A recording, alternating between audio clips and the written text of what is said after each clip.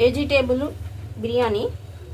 దీనికి basmati rice 1 glass కడిగి శుభ్రంగా పెట్టుకున్నాను.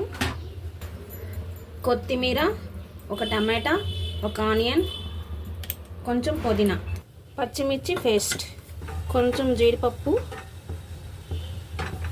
Brown onions. ఇప్పుడు బార్నీ పెట్టుకొని ఆయిల్ వేసుకున్నాము. ఇవన్నీ బిర్యానీకి వేసే స్పైసెస్. ఇవన్నీ వేసేస్తే ఇప్పుడు స్పైసెస్ అన్నీ నూనెలో వేసేసింది. అవి మంచిగా వేయాలి. ఇప్పుడు ఆనియన్ వేసాము, ఇప్పుడు టమాటా వేసాము, ఇప్పుడు పుదీనా వేసాము, కొత్తిమీర వేసాము. ఇప్పుడు మనం ముందుగా స్టీమ్ చేసుకున్న వెజిటేబుల్స్ అన్నీ వేసుకొని మంచిగా కలుపుకోవాలి. ఇలా అన్నీ కలిపేసుకోవాలి. మనం అల్లం వెల్లుల్లి పేస్ట్ వేసుకున్నాము. ఇప్పుడు మనం పచ్చిమిర్చి పేస్ట్ పచ్చ చేసుకున్నది వేసేసాము. ఇప్పుడు అన్నీ బాగా మగ్గాలి, పచ్చివాసన పోయే వరకు. ఉప్పు రుచికి సరిపడా.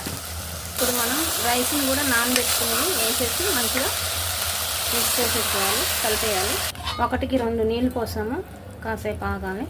ఇప్పుడు బ్రౌన్ ఆనియన్స్ వేసాము, జీడిపప్పు ఎంచుకున్న వేసాము. ఇప్పుడు దీన్ని దమ్ పెట్టేద్దాం. Okay friends, vegetable biryani ready. చూసారా, పొలుకులుగా సూపర్ టేస్టీగా ఉంది. మీకు కూడా నచ్చితే లైక్ చేయండి, సబ్స్క్రైబ్ చేసుకోండి. పక్కనే ఉన్న బెల్ టపా కొట్టండి.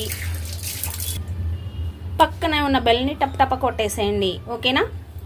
ఎలా ఉందో మాకు కామెంట్ బాక్స్లో పెట్టండి. ఓకేనా? చూసారా, చాలా అంటే చాలా బాగుంది. దీనికి కాంబినేషన్ పెరుగు చట్నీ. ఇప్పుడు ప్లేట్లో చూపిస్తాను. ఆగు.